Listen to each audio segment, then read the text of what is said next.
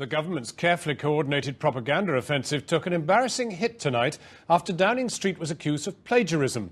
The target is an intelligence dossier released on Monday and heralded by none other than US Secretary of State Colin Powell at the United Nations yesterday.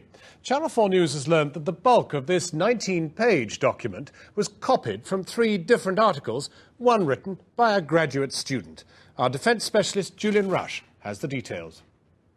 I will try to On Monday, the day before the US Secretary of State Colin Powell addressed the UN, Downing Street published its latest paper on Iraq. It gives the impression of being an up-to-the-minute intelligence-based analysis, and Mr. Powell was fulsome in his praise. I would call my colleagues' attention to the fine paper that the United Kingdom distributed yesterday, which describes in exquisite detail Iraqi deception activities. Published on the Number 10 website and called Iraq, its infrastructure of concealment, deception and intimidation, it outlines the structure of Saddam's intelligence organisations. But it made familiar reading to a Cambridge academic. Many of the words and phrases that it used I recalled from another context. So I searched around the other articles that I'd read on Iraq's organisations, its military and security organisations, and realised that large sections of the British government's dossier were actually copied. Copied from here, an article last September in a small journal, the Middle East Review of International Affairs. Its author, Ibrahim Al-Marashi, a postgraduate student from Monterey in California. The document, the British government dossier, is 19 pages long. Most of pages 6 to 16 are copied directly from that document. Word for word? Word for word. Even the grammatical errors and the typographical mistakes are copied. Large sections do indeed appear verbatim. This, for example, 6 paragraphs long on Saddam's special security organisation. The exact same words are in the Californian student's paper. Of military intelligence, Al-Marashi writes, the head of military intelligence generally did not have to be a relative of Saddam's immediate family nor a Tikriti. Saddam appointed Sabir Abdelaziz al-Duri as head. Note the comma after appointed. Downing Street paraphrases the first sentence, but the second is cut and pasted, complete with the same grammatical error. Academics take plagiarism seriously. It's intellectual theft.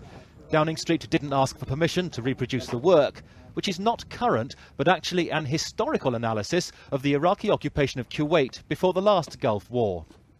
He's writing his PhD thesis on the operation of Iraqi forces inside Kuwait, and his primary source of information is documents captured from the Iraqi government in 1991. The information, therefore, that he is using is 12 years old, and he acknowledges this in his article.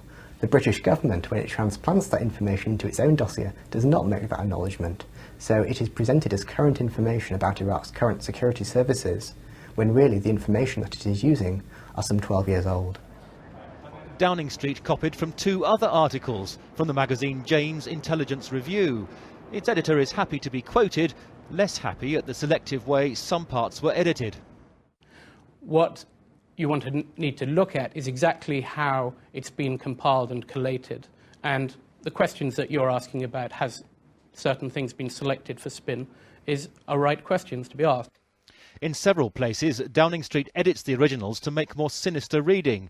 Number 10 says the main intelligence agency is spying on foreign embassies in Iraq. The original read monitoring foreign embassies in Iraq. And the provocative role of supporting terrorist organisations in hostile regimes is weaker in the originals, aiding opposition groups in hostile regimes.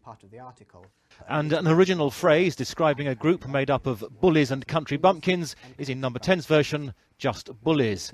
Editing to make Saddam's apparatus look more terrifying, raising questions about the way Number 10 is spinning the justification for war. Julian Rush. Well, I called Downing Street for reaction. No minister was available, and intriguingly, actually the Tory opposition didn't want to talk about it either. Downing Street offered this statement. Our report was put together by a range of government officials. The report makes this clear. The contents were drawn from a number of sources, including intelligence material. First paragraph only, I gather. The report does not identify or credit any sources, nor does it claim exclusivity on its contents. We consider the text as published accurate. The Downing Street spokesman would not be drawn on whether this included the typos and spelling mistakes.